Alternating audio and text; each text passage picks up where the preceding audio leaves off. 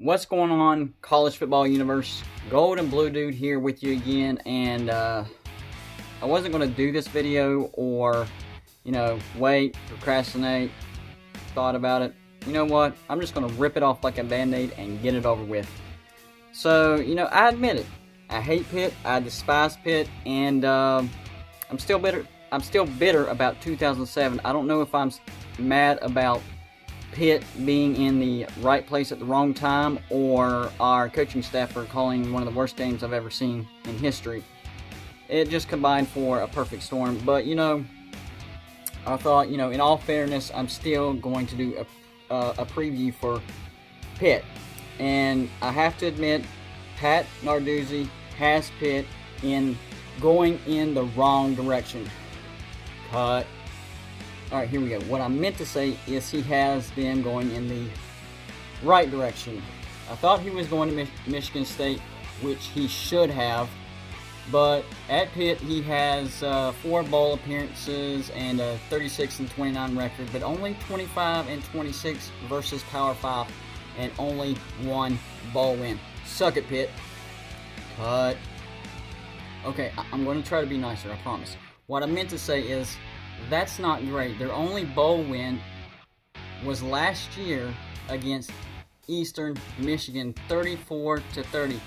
That's horrifically sad and stupid. Cut. I meant they finally got to a bowl under Narduzzi. There we go. Quarterback Kenny Pickett. It's kind of funny.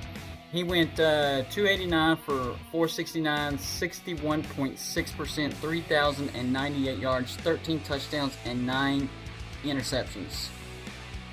Dude can't throw TDs, but finished with over 3,000 yards passing. That's kind of strange.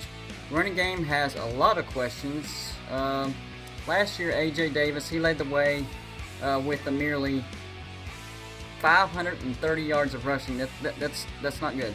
They also have, I'm going to try to say this name, Israel Abanikanda. Israel Abanikanda. Hey, that's not bad. Vincent Davis and Todd Sibling Jr. Who knows? Who freaking cares?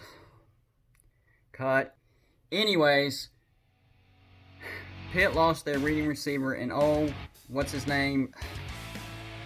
He wasn't great anyways. I can't remember his name. He wasn't great, and he's not really worth remembering. So let's move on from him.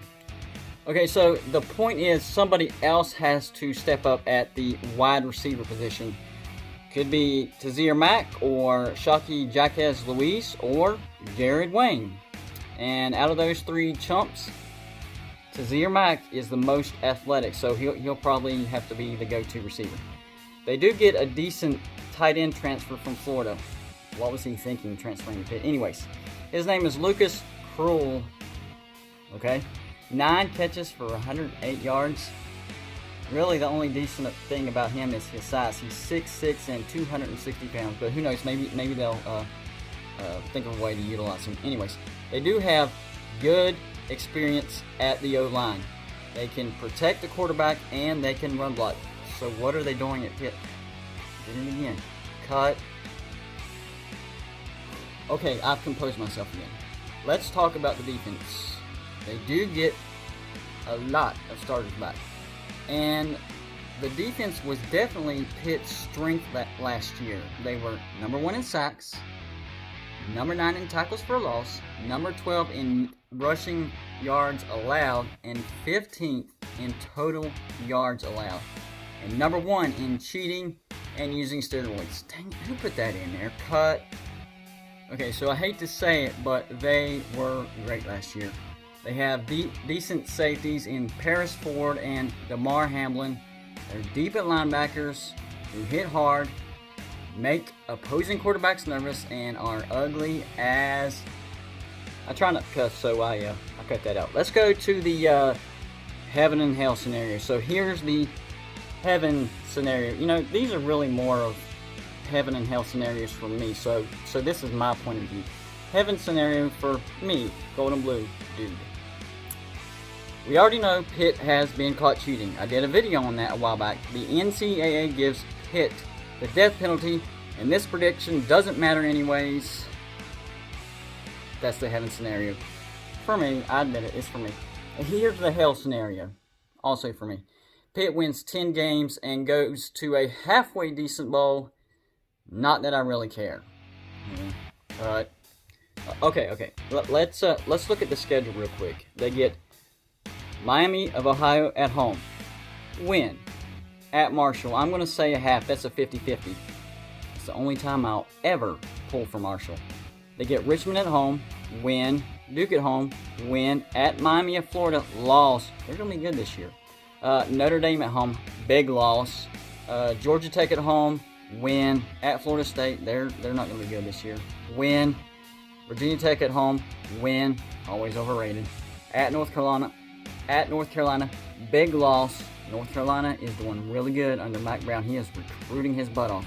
At Virginia. Loss. And versus Syracuse. So, depending on the Marshall game, I have Pitt going either 7-5 or 8-4. So, here's my personal prediction, the gold and blue dude prediction. The defense stays strong, but the offense wears them out because the QB can't throw a TD. He can throw for yardage, but only 13 TDs last year. Okay, but Pitt still has a winning season, going 7-5, like I said, or 8-4, depending on that Marshall game. So that will be an interesting game to watch. Like I said, the only time I will ever pull for Marshall. So that's all I got for you. In conclusion,